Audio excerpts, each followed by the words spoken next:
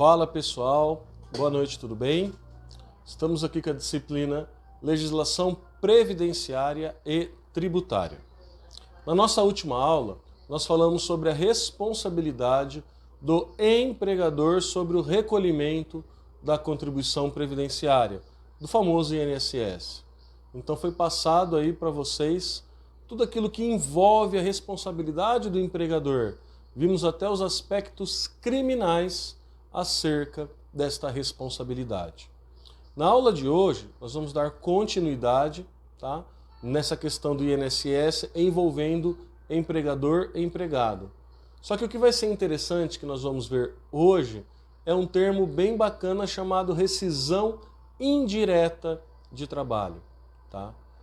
Antes de eu começar a falar sobre esse tema, assistam esse vídeo aqui do Superior Tribunal do Trabalho, para que vocês consigam entender um pouco melhor o que é rescisão indireta. Aí eu já volto com vocês.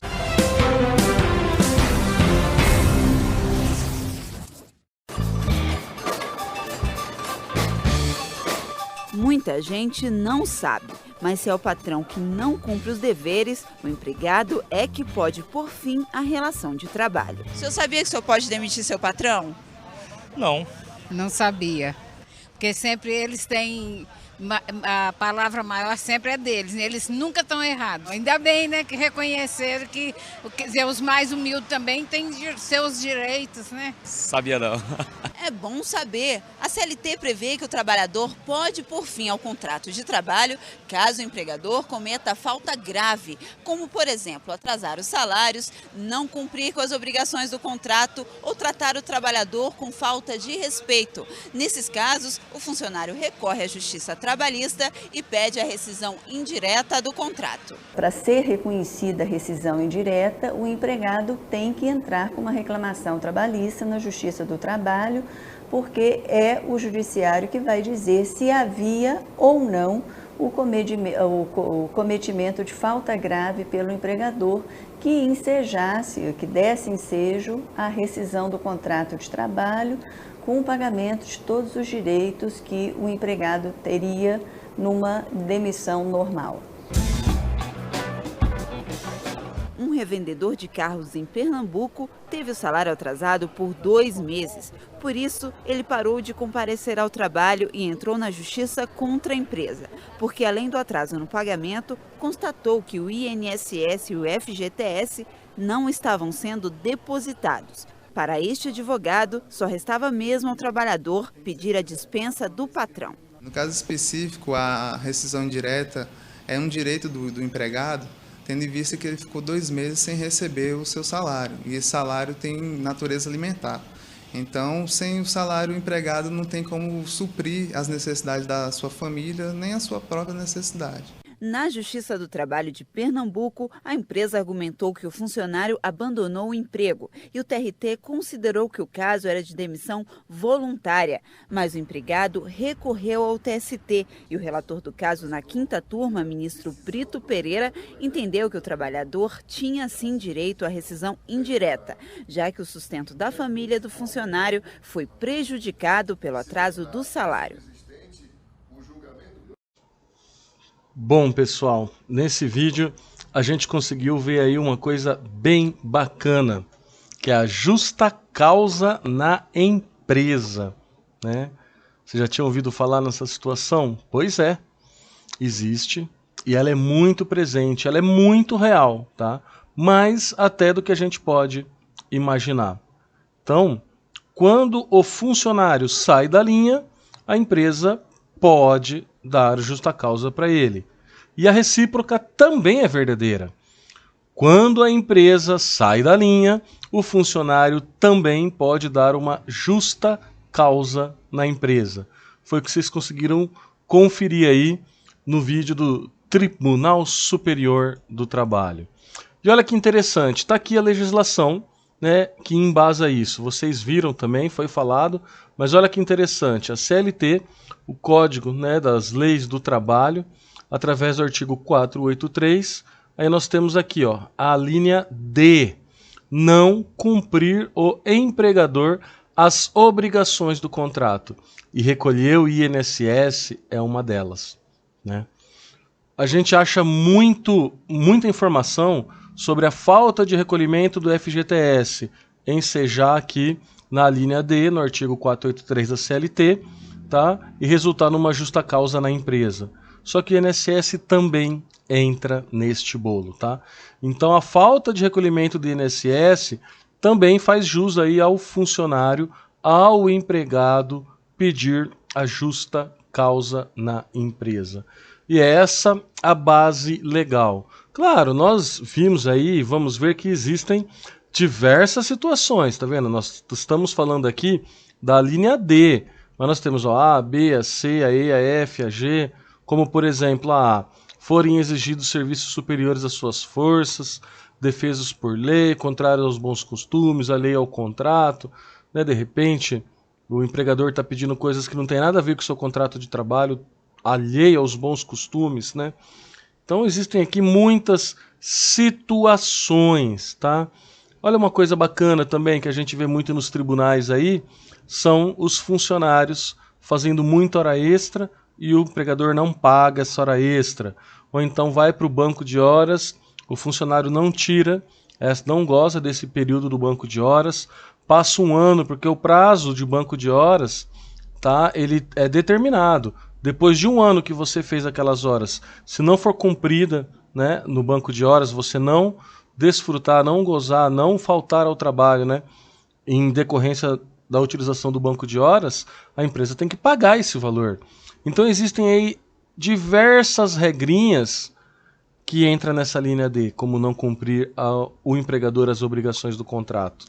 E a falta de recolhimento do INSS, que é o nosso tópico principal, porque as nossas aulas aqui elas estão se baseando bastante na Previdência, ele também entra na linha e ele também faz jus aqui à rescisão indireta, tá?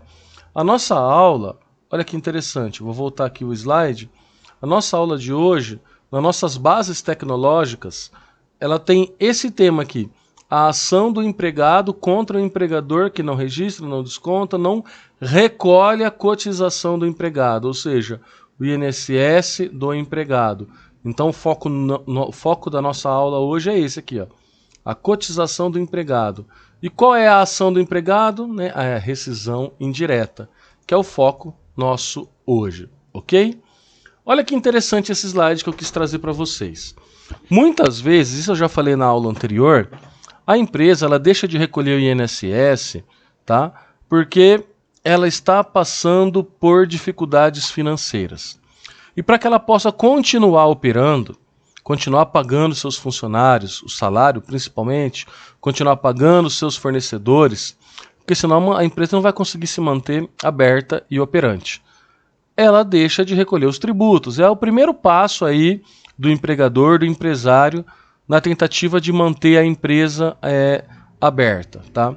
Só que o INSS, a gente já viu aqui, que ele é muito prejudicial para o funcionário. Então o governo, ele abre aí linhas de parcelamento do INSS. Então a empresa, ela não tem o dinheiro para pagar aquela parcela alta mensal do INSS, vamos supor que é uma empresa aí de grande porte, com vários funcionários, então tem uma folha de pagamento alta, e aí 20% da folha é de INSS patronal, aí tem mais as retenções dos funcionários, que pode chegar aí até 11%, 12%, né? Isso vocês já sabem fazer esse cálculo. E a empresa tem que pagar e a empresa não paga. Só que olha que interessante, para que a empresa possa fugir aí de todos esses atos prejudiciais à saúde financeira dela. Nós temos o parcelamento previdenciário. Então olha que interessante aqui. Eu separei aqui para vocês conhecerem, tá? Isso aqui não é uma aula de parcelamento porque é muito complexo, tá? Mas aqui para vocês conhecerem que existe esta possibilidade. Nós temos aqui dois âmbitos. Eu coloquei RFB, que é o âmbito da Receita Federal do Brasil, e PGFN, que é a Procuradoria-Geral da Fazenda Nacional. Então é o âmbito da Receita e o âmbito da Procuradoria, tá? Então, nós temos essa subdivisão. E dentro da Receita, eu tenho os tributos previdenciários, aonde entra o INSS aqui dentro, e eu tenho os demais débitos, que são todos os outros tributos com exceção dos previdenciários. E aqui entra IRPJ, CSL, PIS, COFINS, né? Então todos os demais débitos entram aqui. E a mesma coisa acontece para o âmbito da PGFN. Eu tenho os tributos previdenciários e os demais débitos. Professor, o que é essa divisão de RFB e PGFN? Receita Federal do Brasil e Procuradoria Geral da Fazenda Nacional. Por que essa divisão? Vamos lá, tá? Então imagina, acho que eu já até comentei isso com vocês na aula anterior. Se eu não comentei, vou falar aqui. E caso eu já tenha falado, também desculpe a redundância, mas vamos lá. Imagina que você compra um veículo. Aí você está com umas parcelas em atraso.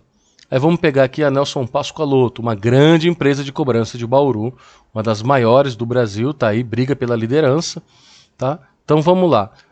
Aqui em Bauru nós temos essa grande empresa. Então imagina que você está devendo parcelas do seu carro.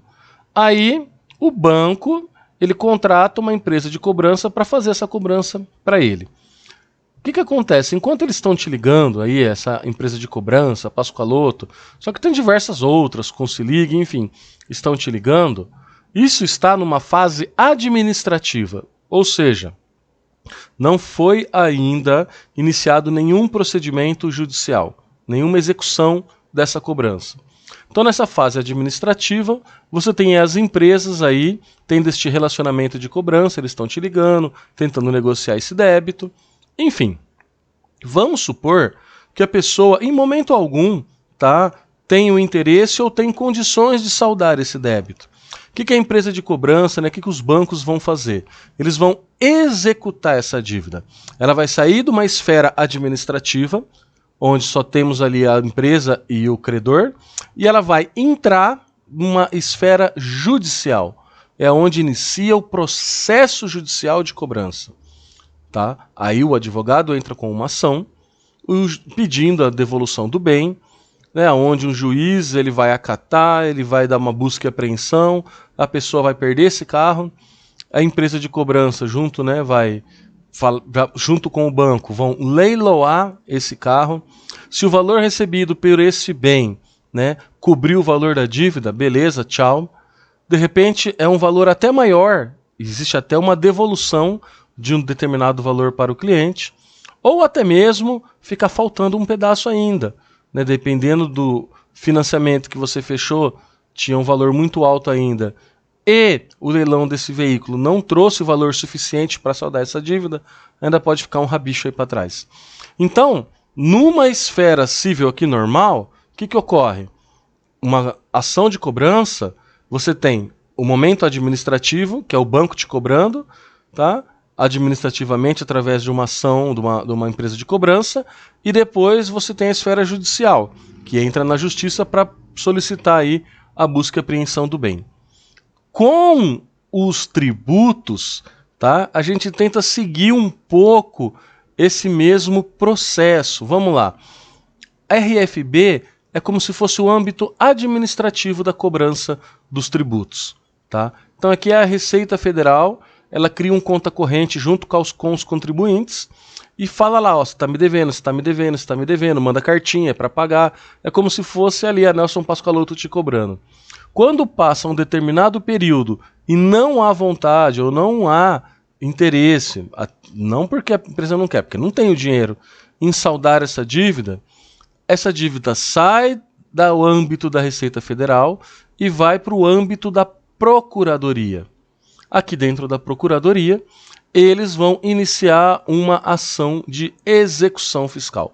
Então eles vão executar essa cobrança e cobrar judicialmente. Olha que interessante, então nós temos dois âmbitos aqui.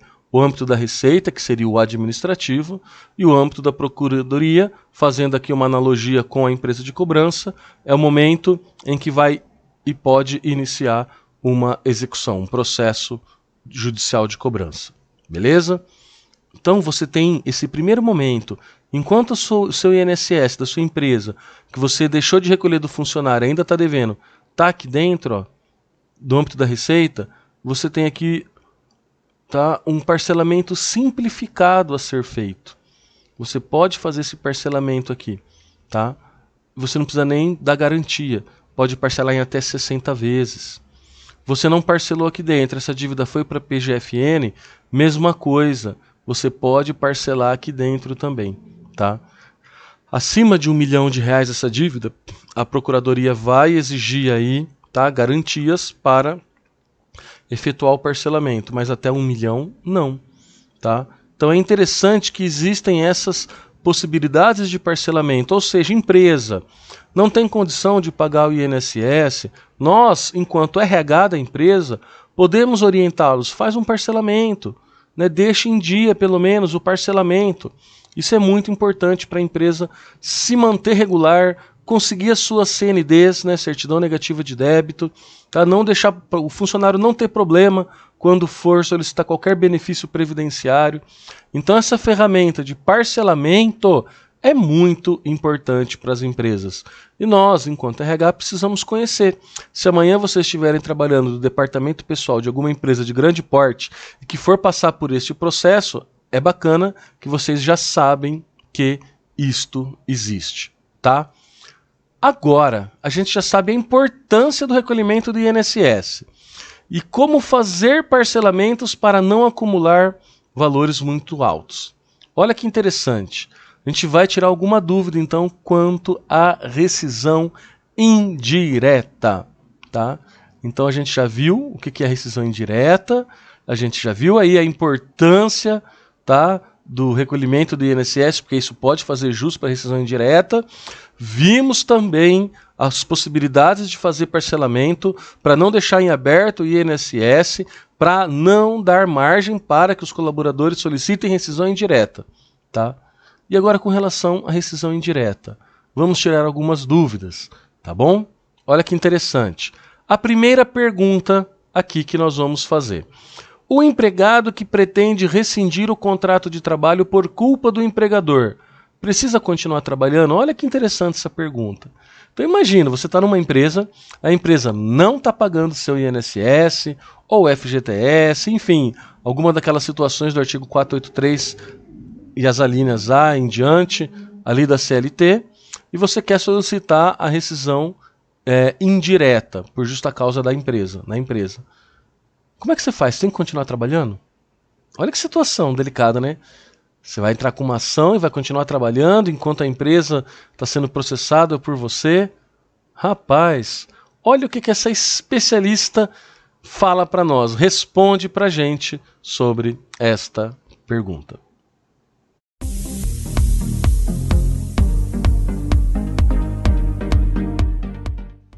O empregado que pretende rescindir o contrato por justa causa, por culpa do empregador, precisa continuar trabalhando? A justa causa, tanto do empregado quanto do empregador, precisa ser de imediato para não configurar o perdão tácito. No entanto, o artigo 483, parágrafo 3º da CLT, estabelece que, em duas hipóteses, o empregado poderá continuar trabalhando e, paralelamente, ingressar com a rescisão indireta. Como, por exemplo, o empregador não cumprir com as suas obrigações contratuais, não cumprir aí com o pagamento do fundo de garantia, com os salários, e também no caso em que o empregador reduzir por peça ou tarefa o serviço do empregado, de modo a afetar sensivelmente a sua remuneração. Essa e outras dúvidas você acompanha todos os dias via WhatsApp no meu grupo privado. Já vimos a resposta, se tem ou não que continuar trabalhando. A nossa próxima pergunta aqui, tá, é uma continuação, tá, daquela primeira pergunta. Porque olha o que a gente traz aqui.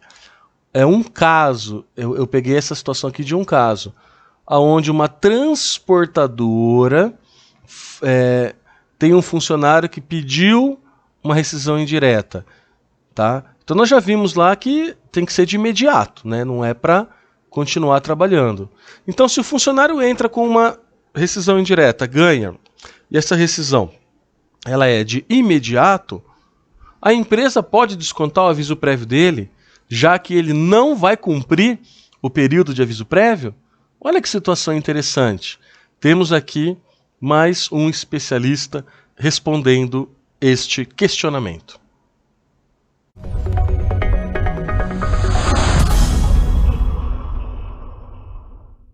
Uma transportadora de Minas Gerais não vai poder descontar o aviso prévio de um conferente que pediu rescisão indireta de contrato de trabalho. Você sabia que é possível pedir demissão e mesmo assim receber todas as verbas rescisórias como se fosse uma dispensa sem justa causa? O ministro do TST, Augusto César de Carvalho, explica que isso é permitido por meio da rescisão indireta do contrato de trabalho. Isso acontece quando o empregador descumpre normas do contrato de trabalho. O direito está previsto no artigo 483 da CLT. O que é rescisão indireta? O que é essa despedida indireta? É aquela situação em que o empregador comete justa causa, então o empregador exige do empregado um trabalho que vai além das forças físicas ou intelectuais do empregado, exige do empregado uma prestação laboral que implica de modo a tratar com rigor excessivo esse trabalhador ou ofende moral ou fisicamente esse empregador está cometendo justa causa. E aí o empregado pode postular em juízo a rescisão indireta. Um conferente de uma transportadora em Minas Gerais entrou na justiça pedindo a rescisão indireta do contrato de trabalho. Ele afirmou ter sido agredido fisicamente pelo encarregado da empresa, mas o TRT mineiro negou o pedido por entender que não ficaram comprovadas as alegações do trabalhador. A empresa então pediu na justiça para descontar o valor do aviso prévio das verbas rescisórias do empregado, já que a demissão foi voluntária. Mas no TST, o relator na quarta turma, ministro João Oreste Dallazen, explicou que o pedido da rescisão indireta dispensou o empregado de emitir o aviso prévio. Isso porque a empresa já estava ciente da intenção do empregado de romper o contrato. Porque a tese aqui é a seguinte: da notificação do empregador, da denúncia do contrato, a notificação do empregador da denúncia da rescisão motivada do contrato pelo empregado, essa notificação supre a necessidade de ele, empregado, conceder aviso prévio ao empregador. Mas a desembargadora convocada, Silene Ferreira Santos, entendeu que o empregado deveria ter cumprido o aviso prévio. O aviso prévio é comunicação, tempo e pagamento. Ele tem que comunicar e cumprir o aviso prévio. Se ele não cumprir, ele tem que pagar. Ele aventurou com a rescisão indireta e não conseguiu. Realmente ele comunicou, mas para mim subsistiria a obrigação dele de pagar o aviso prévio. Mas por maioria de votos, a empresa teve o pedido negado e não vai poder descontar o valor do aviso prévio das verbas rescisórias do empregado.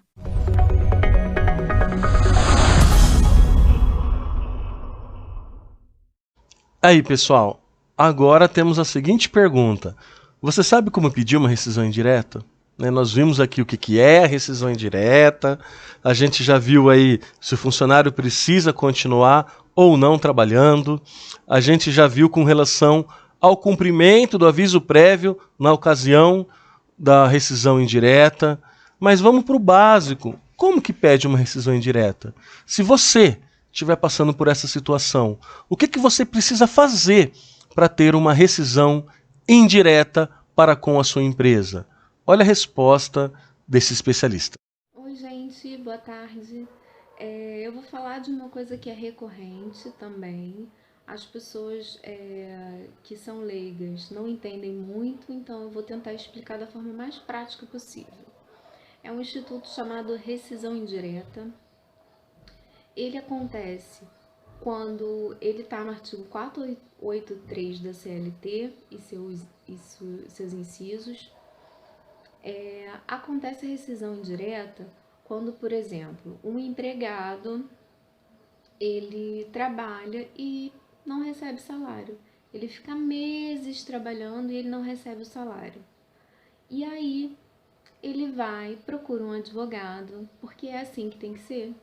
Ele procura um advogado e comunica ao advogado, fala: olha, doutor, eu estou trabalhando, mas eu não estou recebendo salário.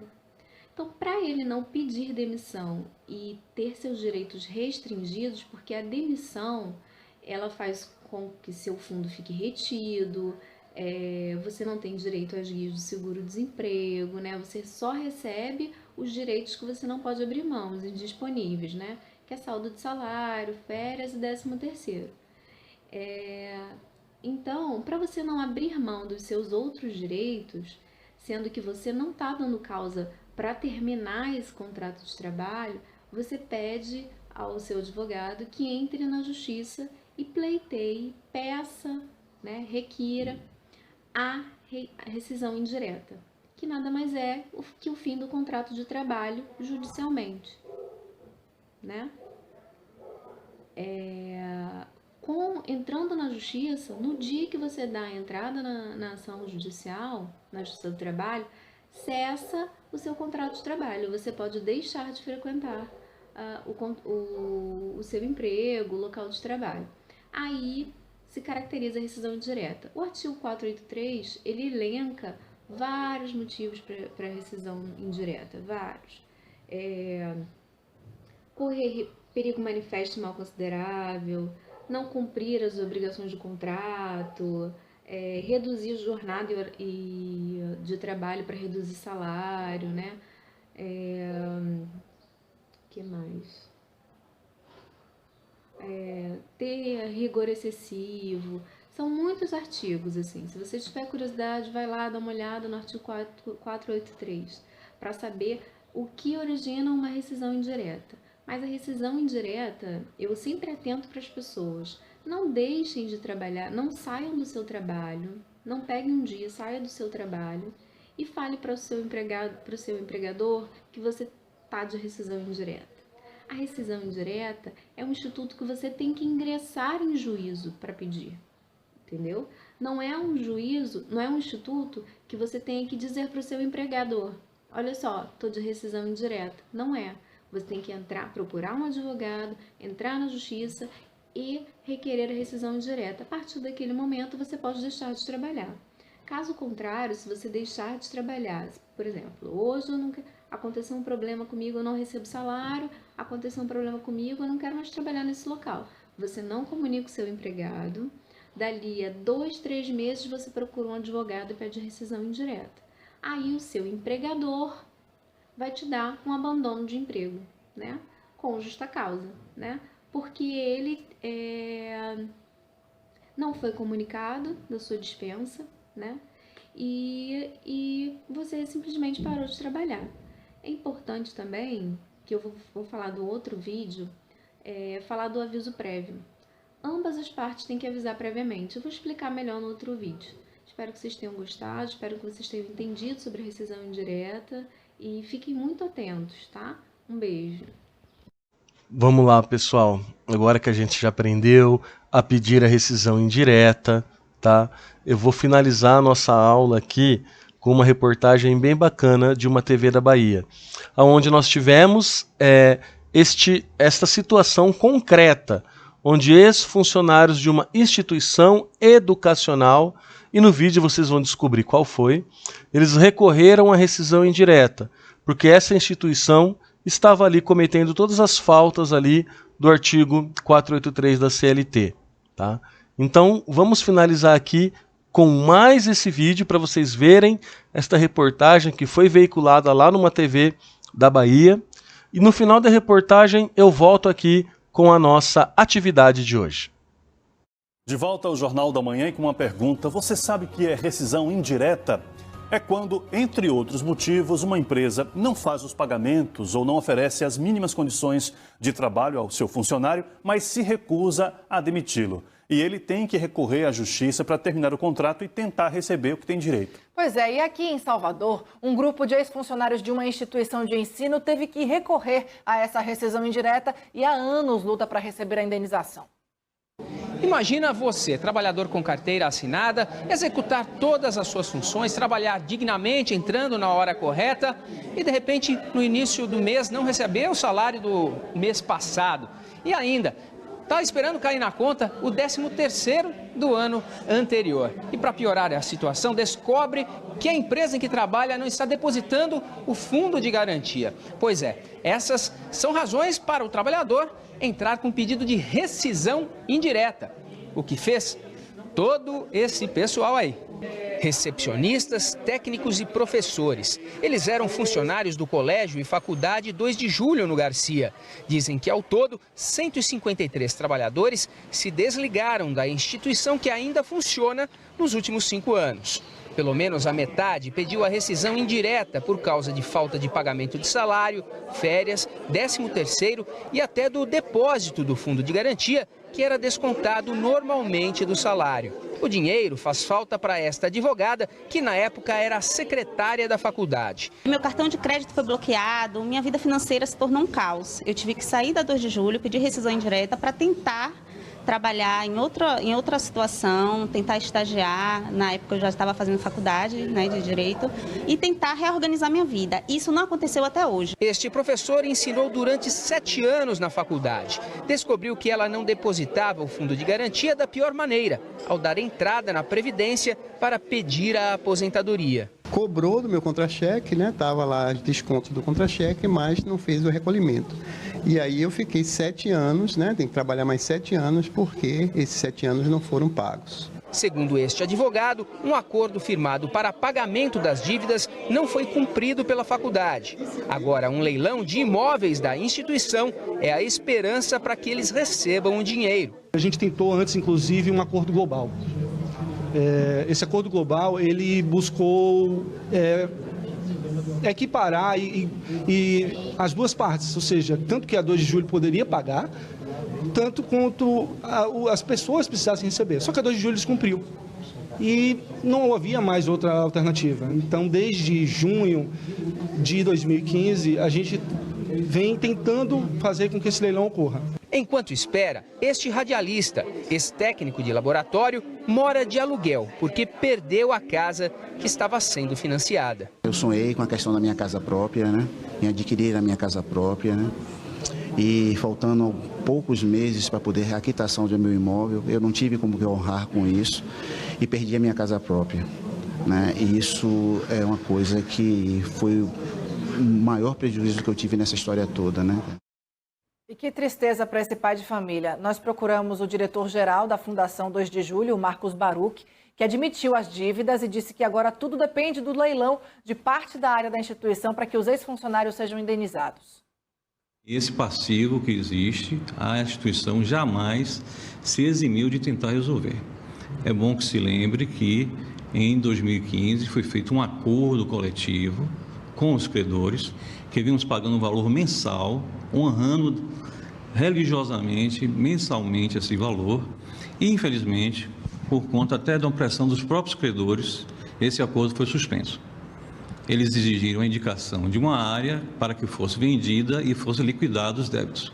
Prontamente nós concordamos, foi definida uma área que foi a leilão por 2 vezes, mas não foi arrematada. Além disso, depois dessa área ainda foi indicada uma outra área que está já na Central de Execução do Justiça do Trabalho, que é como a instituição pretende equacionar a questão do passivo trabalhista dela. Nós estamos aguardando que o leilão se realize para que de pronto a gente possa liquidar e honrar com os compromissos da instituição. Nós vimos aí muitos problemas relacionados aos salários, ao FGTS, que é um direito que precisa ser depositado porque é direito do trabalhador também. Exatamente. A Adriana Oliveira tem mais informações, caso você tenha dúvida sobre como proceder, está passando por uma situação como essa. Vamos falar com ela agora. Adriana, bom dia. Muito bom dia, Jéssica, Ricardo, a você que está acompanhando o Jornal da Manhã, pois este é um problema muito recorrente. Aumentou em 18% o número de casos no período de janeiro a março desse ano, quando a gente compara ao mesmo período do ano passado. Nós estamos no Tribunal Regional do Trabalho, na sede no Comércio. Aqui ao meu lado, o juiz da 25ª Vara, o juiz trabalhista, que é o doutor Agenor Calazans Filho. Doutor, vamos tentar explicar para quem está em casa quais são as características, em que condições se caracteriza a rescisão indireta e que o trabalhador pode requerer isso? Bom dia, Adriana. Bom dia a todos. A rescisão acontece por descumprimento do contrato. O contrato de trabalho é um contrato como outro qualquer, portanto, há obrigações recíprocas para empregado e para empregador.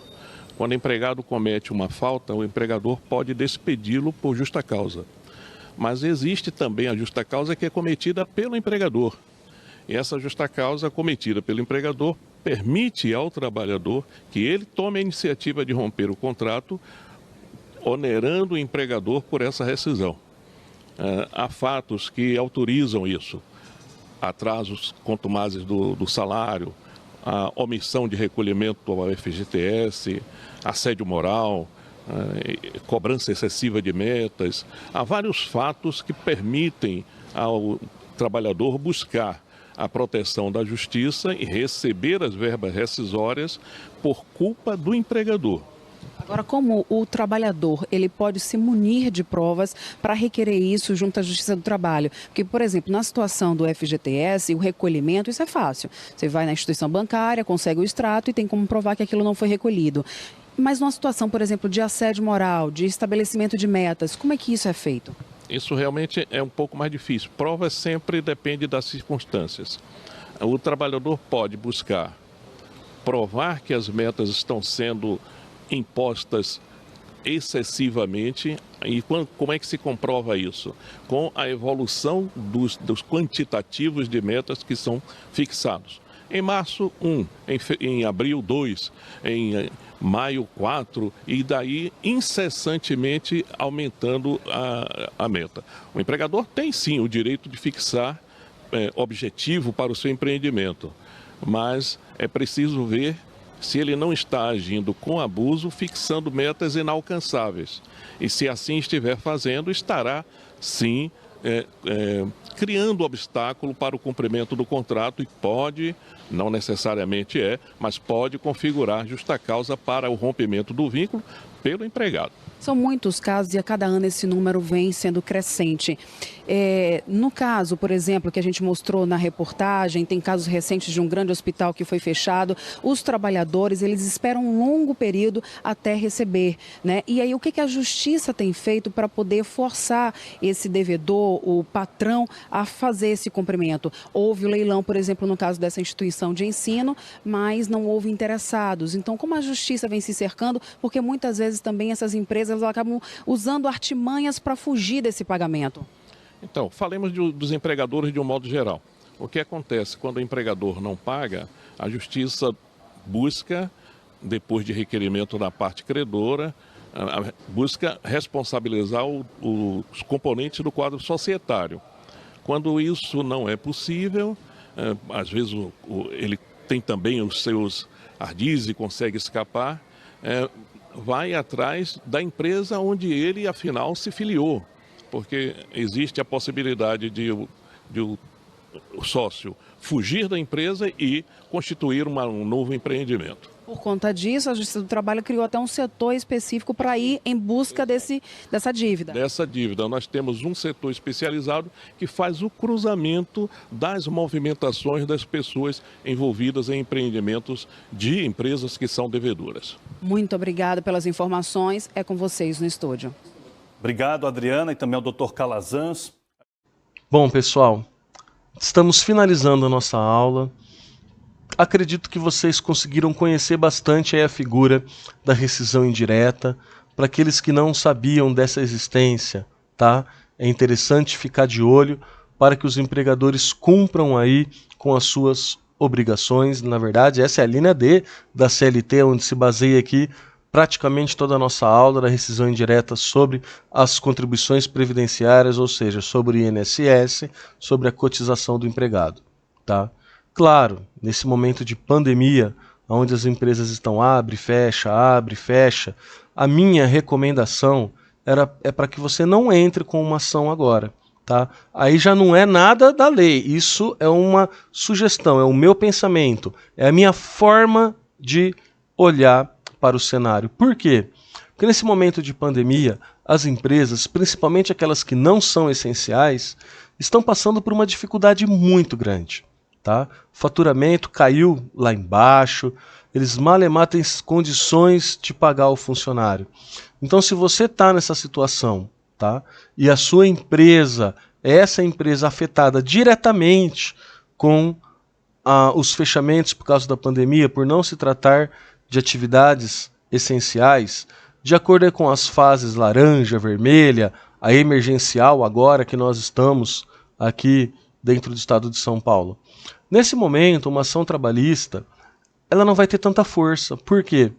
Porque os juízes vão entender que a empresa está passando por uma situação, né, muito difícil. Isso é o meu ponto de vista, tá? Ponto de vista de um contador que está aí atento ao mercado. Eu não sou um advogado trabalhista. ok? Mas a legislação está do seu lado, está do nosso lado, tá bom? Então, para a atividade de hoje, o que nós vamos fazer? Eu não criei nenhuma tarefa, não tem nenhum trabalho no Teams, nós já temos bastante tarefa, então hoje eu vou dar essa folguinha para vocês. Mas vocês vão falar comigo ainda. Então eu quero que vocês me contem. Vocês já conheciam a justa causa na empresa?